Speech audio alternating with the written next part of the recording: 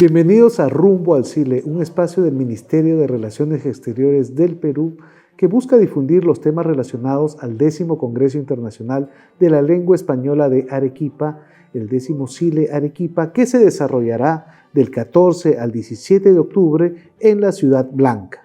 Puede tener más información sobre el Congreso Internacional de la Lengua Española en la página web congresodelalengua.arequipa.p.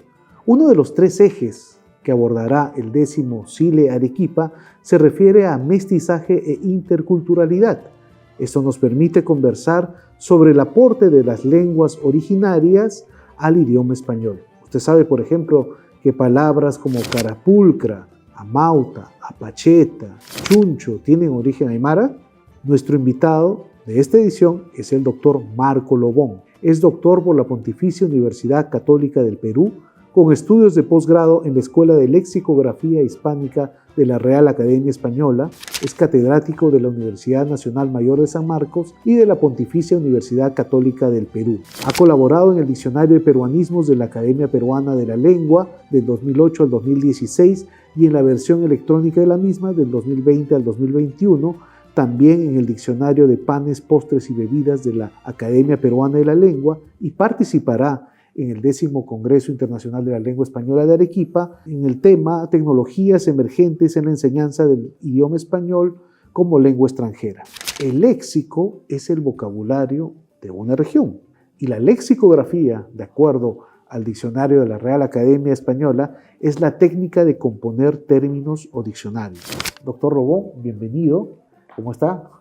Buenos días, José Vadillo. Gracias por la invitación a este espacio en el que vamos a conversar sobre el aporte de las palabras peruanas al vocabulario y a los diccionarios de la lengua española. Justamente definía lo que significa la lexicografía porque existen diversos productos lexicográficos. El más importante es lo que tenemos acá, los diccionarios, que todo el mundo lo utiliza, ¿no es cierto?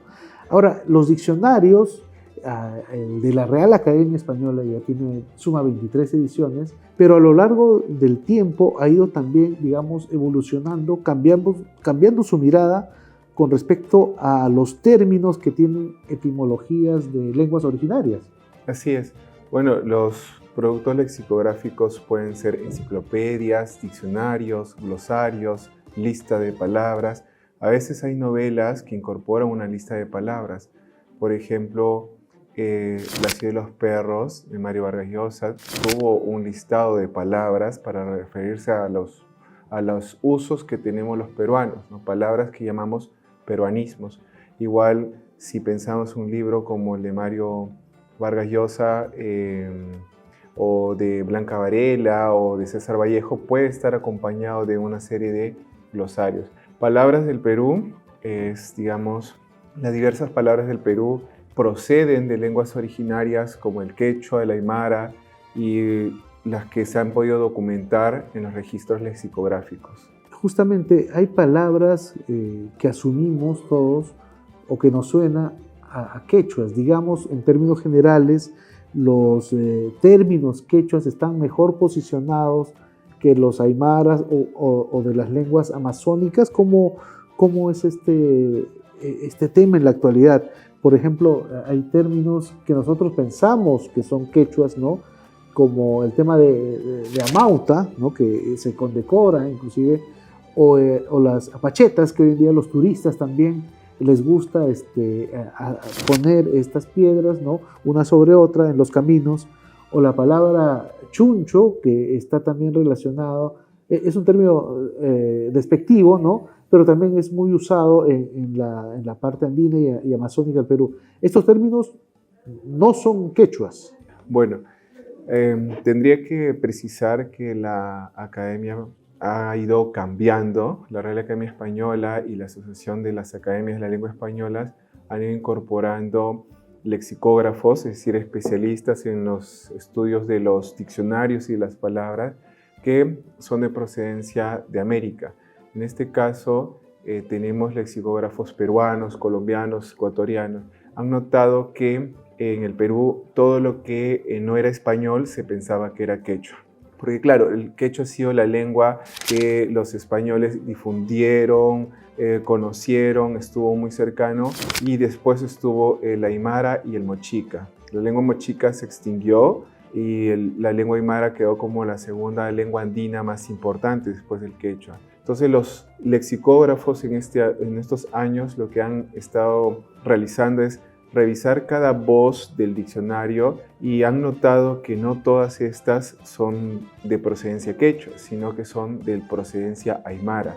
Uno de los especialistas es el doctor Rodolfo Cerrón Palomino, que ha notado, por ejemplo, que la palabra carapulcra no es una voz quechua, ¿no? Sino más bien viene del aymara, que podría decirse, en otras palabras, cocción de algo en piedras. El aymara se ha difundido por toda la parte de los Andes, sobre todo centro-sur, y ha tenido una presencia en nombres de lugares, en nombres de comida, en nombres de personas. Entonces, apacheta también, que es otra de las palabras que has mencionado. Las apachetas, para el público peruano, es conjunto de piedras que las unimos como una especie de ritual, ofrenda hacia un apu, un dios andino, para pedirle de repente prosperidad, salud, o digamos encontrar el camino por el cual uno va en turismo.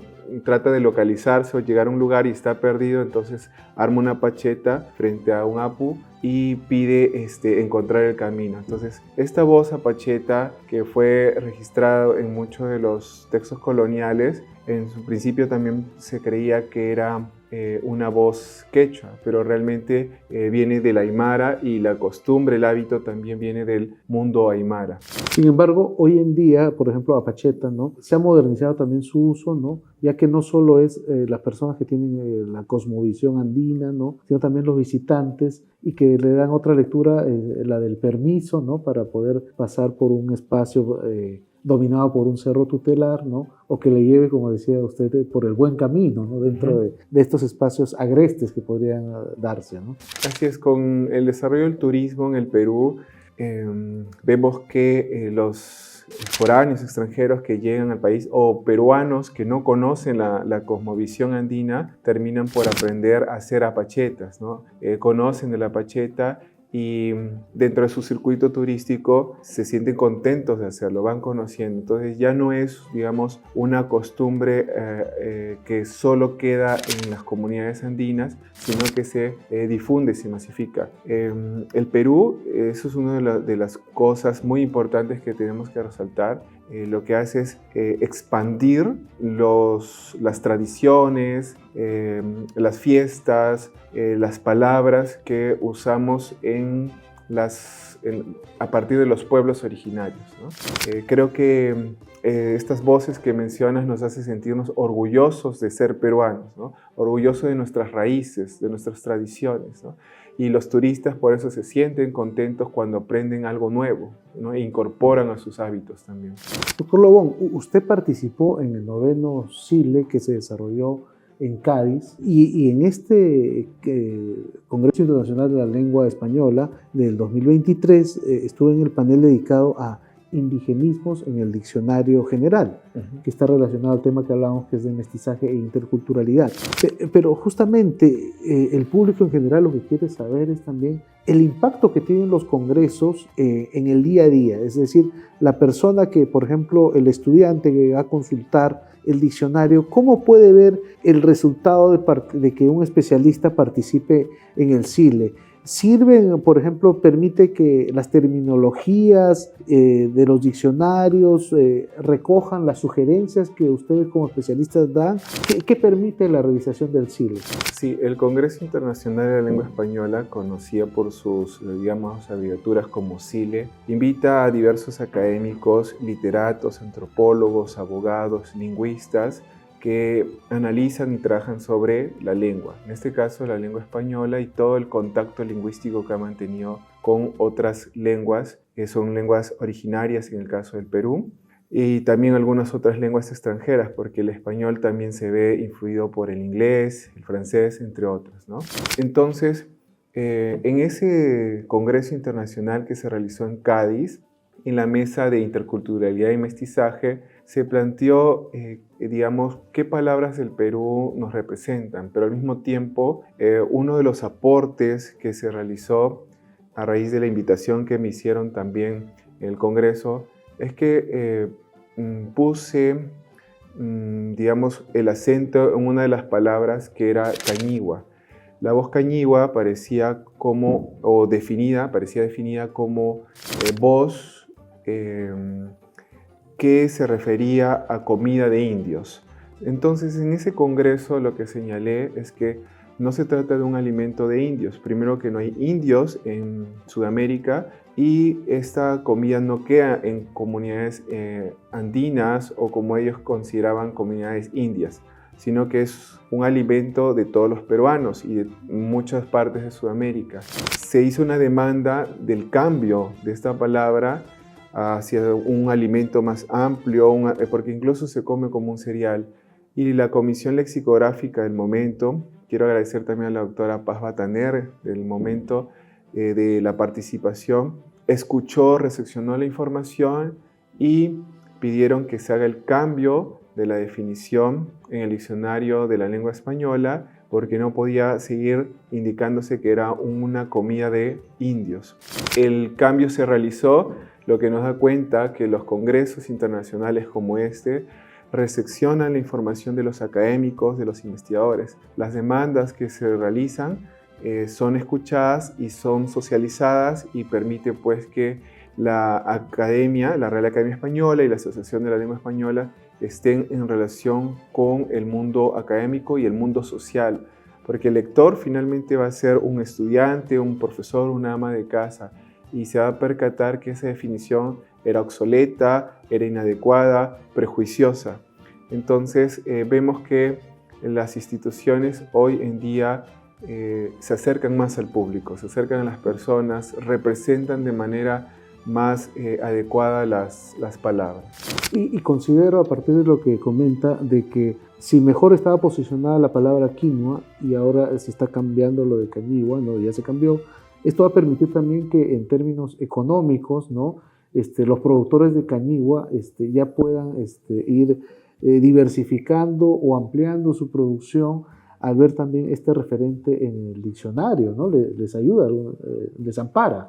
Bueno, el impacto de las palabras puede, digamos, ampliarse a otros sectores como la economía, la cultura, la sociedad. La voz quinoa sí fue registrada en los diccionarios antes que cañigua. O sea, la voz quinoa ha estado por muchos años en las ediciones de los diccionarios, pero no así la voz cañigua, porque hubo momentos vamos a decir, de la presencia europea que consideró que la cañigua era un alimento de pobres. Entonces, como estaba estigmatizada, no fue incorporada la palabra por muchos años en los diccionarios. Más bien su ingreso ha sido muy reciente, en contraste con la palabra quinoa, ¿no? La quinoa, claro, tiene mayor aceptación porque ha sido uno de los cereales junto, bueno, digamos con la avena, el arroz y la quinoa son considerados los cereales que han salvado a poblaciones mundiales. Entonces, la ONU, UNESCO, han puesto el acento en la quinoa. Pero en estos años los productores de cañigua, los peruanos que consumen cañigua han ido difundiendo este otro alimento y ha ingresado ahora como una barra, un cereal. Ya hay grandes comercializaciones, lo pueden encontrar en supermercados. Antes no era parte de la venta de los productos de alimentos de cereales. Ahora está incluso combinado con la avena, se puede vender de esa manera. Y sí, a lo que tú comentas, podría ser que los productores de cañigua se sientan más contentos, sepan que se está difundiendo algo que ellos también hacen. Y esto está relacionado porque estamos hablando de reivindicar términos, orígenes de estas palabras. ¿Cómo ve en su perspectiva, por ejemplo, el trabajo de la Comisión Lexicográfica de la Academia Peruana de la Lengua? Sí, la Comisión de Lexicografía lo que hace es revisar las palabras que se han incorporado en el diccionario o que están por incorporarse, ¿no? Es una comisión muy especial, simpática, que lo que hace es ver si esta voz peruana ha sido de procedencia del quechua, el aymara o cualquier otra lengua originaria, ejemplifica su uso para mostrar la evidencia de que es una voz peruana y que se emplea en el Perú. Cuando nota que el diccionario no indica que es peruana, lo que hace la comisión es exigir la marca Perú en la voz. Entonces la marca Perú empieza a registrarse en estas voces que a veces pueden pasar solo como bolivianismos o ecuatorianismos, pero también es un peruanismo porque ha sido de origen peruano. Es más, muchas veces ha partido el origen en el Perú, pero los diccionarios a veces han olvidado de colocar ese registro geográfico de marca Perú. También propone nuevas entradas, nuevas palabras. Uno de los emblemáticos casos ha sido don Ricardo Palma, que notó que muchas palabras de Perú y de Sudamérica no estaban incorporadas en el diccionario y él ha sido hasta ahora el lexicógrafo que más palabras demandó para incorporarse en el diccionario de la lengua española. Tardíamente fueron incorporadas, reconocieron el valor y el aporte que trae América al español. Con sus papeletas lexicográficas. Con las papeletas lexicográficas, ¿no? Ya posteriormente hemos tenido grandes lexicógrafos, entre ellos Marta Hildebrand, que también ha exigido que se incorporen algunos peruanismos al diccionario, como también Luis Jaime Cisneros y otros académicos que se han presentado. Amigos, estamos en este espacio que se denomina Rumbo al Cile, un espacio del Ministerio de Relaciones Exteriores del Perú con temas relacionados al 10º Congreso Internacional de la Lengua Española de Arequipa, que se desarrollará del 14 al 17 de octubre de este año. Nos acompaña el doctor Marco Lobón. Doctor Lobón, estábamos hablando de la comisión lexicográfica que tiene la Academia Peruana de la Lengua y en estos momentos, ¿cómo vamos con especialistas lexicográficos a nivel país que dominen las lenguas originarias y puedan ver este aporte y se pueda reflejar en productos como los diccionarios? Sí, bueno, en principio señalar que el Perú es un país con mucha diversidad lingüística y cultural.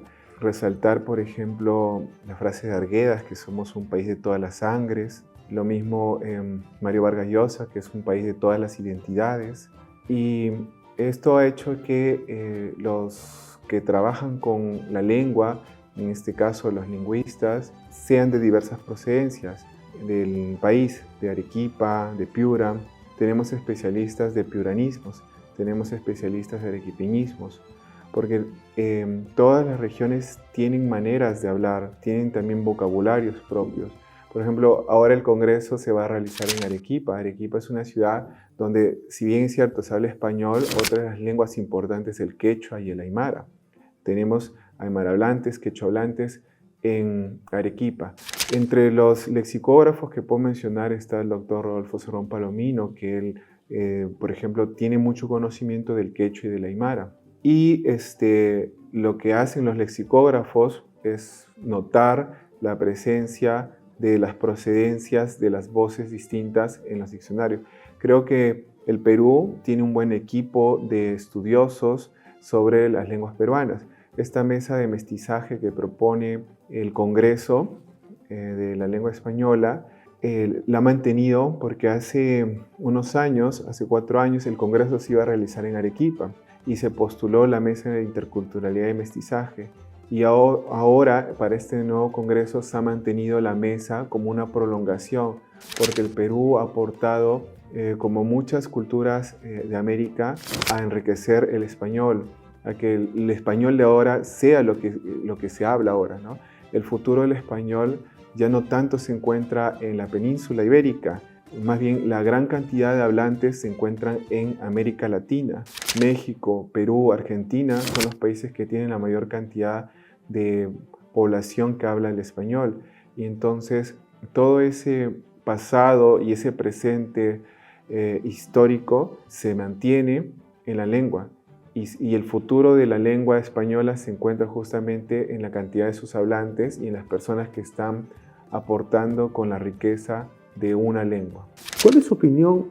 A veces se da el caso en algunos términos, usted por ejemplo pone el ejemplo de alpaca, ¿no? Cuando uno revisa el diccionario de peruanismos, el de americanismos o el de la Real Academia Española, las definiciones son distintas. ¿Sería lo ideal, cuál es su opinión, que se homogenicen estos tres diccionarios, por ejemplo? Sí, creo que la academia debería operar como una institución más unificada. Lo ha ido haciendo, ha ido teniendo mayor apertura entre la Real Academia Española, la Asociación de Lengua Española y las academias en forma particular.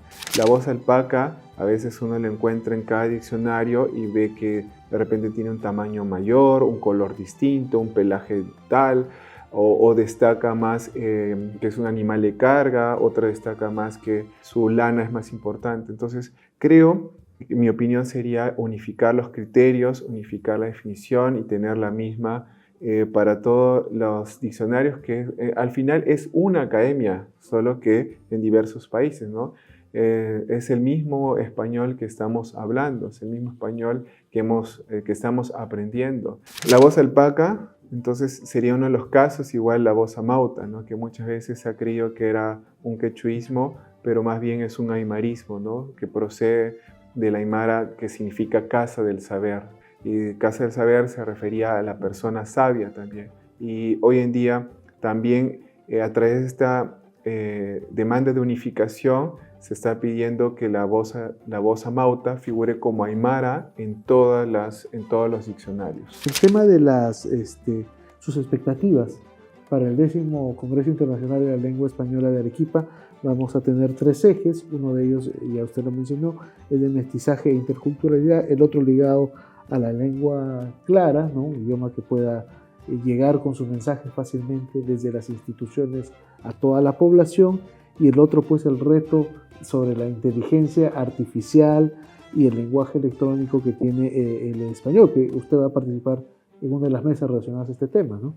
Sí, la mesa de mestizaje está ya dicha. Los otros ejes tienen que ver con lenguaje claro, es decir, con ese lenguaje transparente, ese lenguaje sencillo que las personas necesitan en los documentos administrativos, los documentos judiciales, porque el ciudadano de calle, de pie, necesita leer los textos con mayor transparencia, ¿no? Mayor claridad.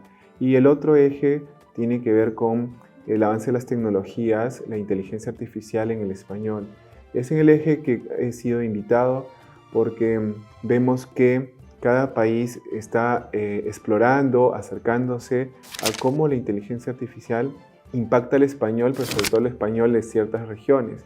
Y desde el Perú creo que lo que puedo comunicar es que hay un aporte entre la inteligencia artificial y los aspectos culturales, ¿no? Vemos que la inteligencia artificial puede ayudar a la enseñanza y el aprendizaje del español a través de cómo incorporar lo peruano en la inteligencia artificial, ¿no? Cómo reconocer a través de la inteligencia artificial hechos o aspectos de costumbres y tradiciones peruanas, ¿no? Como la yunza, por ejemplo, ¿no? La yunza ha ido apareciendo en redes sociales. Entonces, cómo las redes sociales y cómo a través de la comprensión que hace la inteligencia artificial sobre la yunza se puede llevar ese caso a un aula, ¿no? Entonces, cómo el estudiante puede buscar este tipo de costumbre peruana para poder documentarla, para poder difundirla o comprenderla, ¿no? Porque a veces uno no ha visto una yunza, no ha estado en presencia una yunza, porque es ajeno a la cultura, pero la tecnología nos hace verla.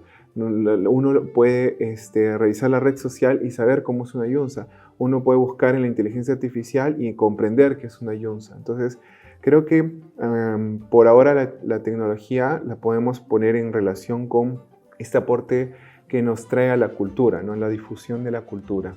Bueno, amigos, esto ha sido una edición más de Rumbo al Siglo que produce el Ministerio de Relaciones Exteriores del Perú, un espacio relacionado a los temas del 10º Congreso Internacional de la Lengua Española de Arequipa, que se desarrollará del 14 al 17 de octubre. Nos ha acompañado el doctor Marco Lobón, él es especialista en lingüística. Le agradezco mucho, doctor Lobón, ha sido muy gentil de su parte. Muchas gracias, José Vadillo, por la invitación y los esperamos en el Congreso Internacional de la Lengua Española, estudiantes, público en general, investigadores, especialistas, ¿no? pongamos ese énfasis en lo que los peruanos podemos aportar en este congreso. Gracias. Hasta la próxima edición, amigos.